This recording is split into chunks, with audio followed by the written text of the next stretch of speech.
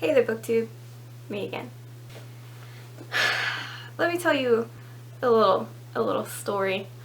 About 3 months ago, in a fit of excitement and joy upon hearing the amazing news that almost 60 years after To Kill a Mockingbird was published, one of my favorite novels of all time, Harper Lee was releasing a new novel.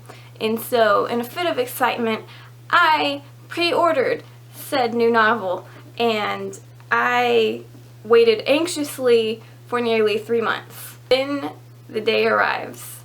I was definitely not expecting the book to get here the day that it got here, because it came to my door the day that they were set to release it in stores, and I was expecting it maybe like a week later or something, but it got here like super early. So needless to say, I was so excited, and I like freaked out on the UPS guy, and cut to the clip of me unboxing it now so you can see the pure joy and excitement on my little face. Okay, so hey everybody, I know that I look like poop right now, but I was just getting ready to go visit a friend's goat, which you don't need to know that. But anyway, the mailman came to the door with Ghosts of the Watchman, and I'm so excited! Oh my god, I feel like it's Christmas. Oh my god, I'm so excited. I'm so excited. To Kill a Mockingbird is like obviously one of my favorites.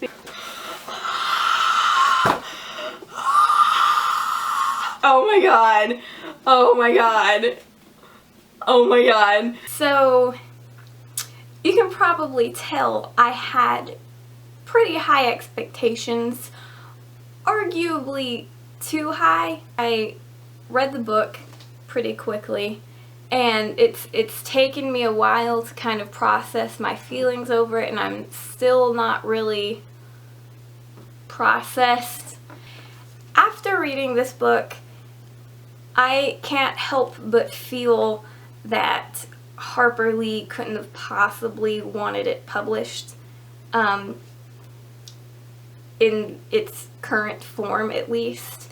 It honestly felt like reading a rough draft. It does not feel like it has been gone through or edited, like, at all. So this is gonna be kind of my first negative review. Oh my gosh, I can't believe that this is happening. The book itself is beautiful. It's got these gorgeous deckled edges.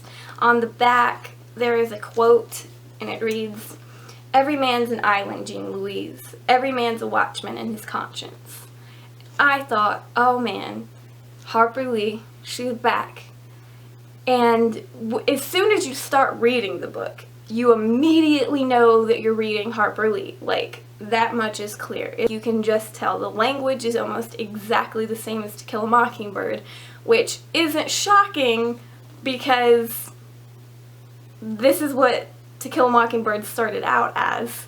There are apparently several sentences that are exactly the same when she's describing the town and houses and people and things like that, which is disappointing. One of the biggest things that upset me was I kept waiting for a plot to happen, and like 3/4 of the way through the book I was like, the plot, it's gonna happen any minute now. Something's gonna happen. Anything will happen at some point, and not much ever really did.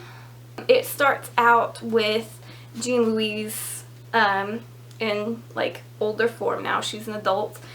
She is on a train from New York, and she is going back home to see Atticus. When she gets to the train station in Maycomb, she is expecting to be picked up by Atticus like usual, and which she's not. She is being picked up by someone named Hank, who is a very close childhood friend. she and Hank kind of have this little on-again, off-again thing that, like, only happens when she's in town and then kind of dissipates when she leaves, goes back to New York, and I guess they each get a little side honey when the other is gone. I don't know what's going on there.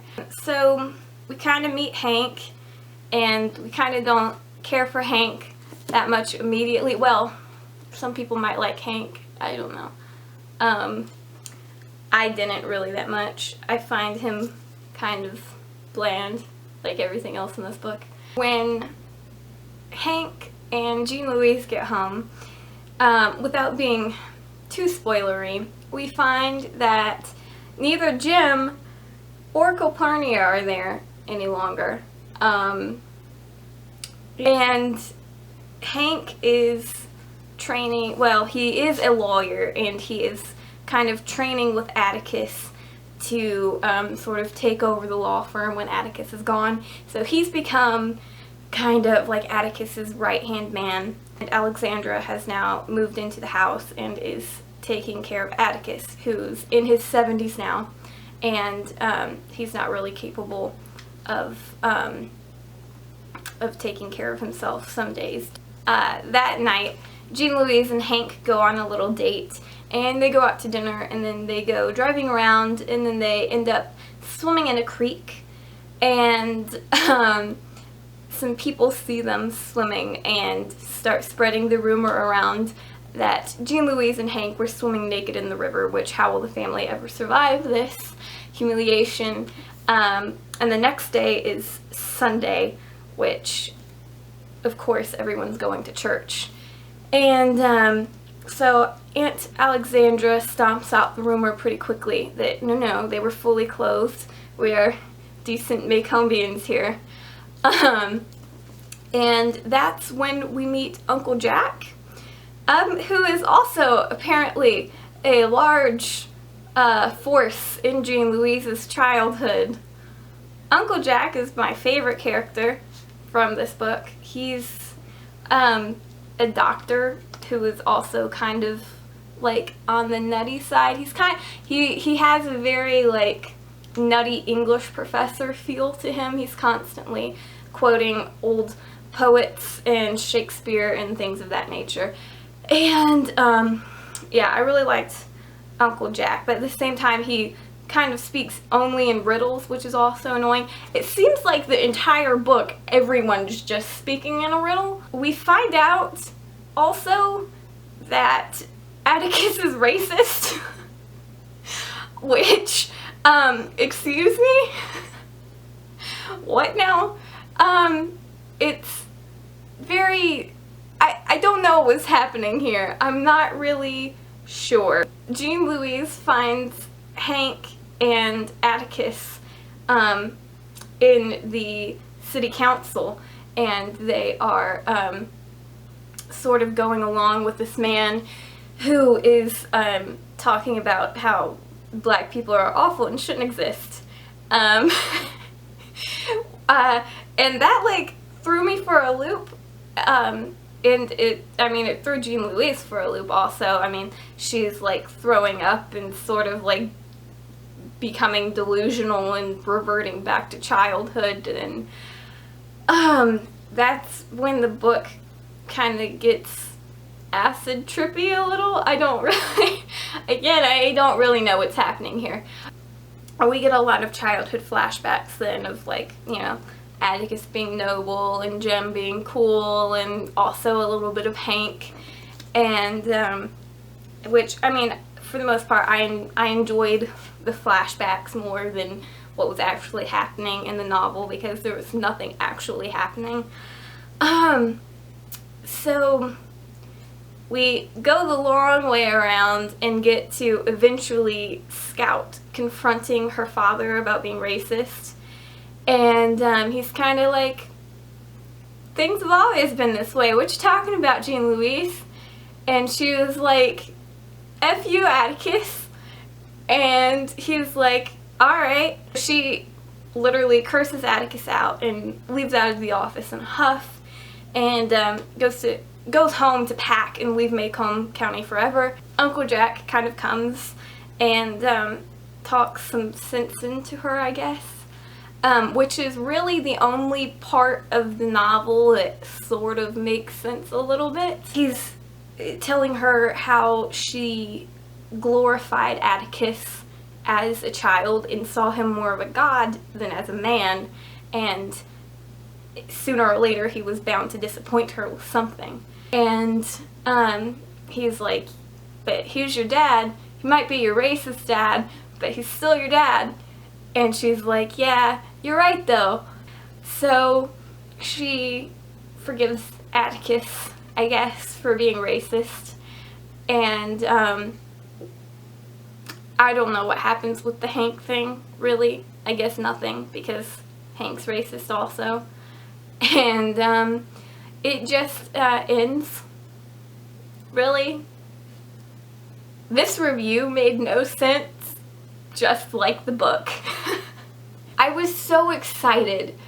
I was so happy, and especially when I very first started reading, I was like, oh yes. I mean, I'm so happy. This reads just like a Harper Lee novel. You can hear her voice so clearly, and then it just, it doesn't really go downhill.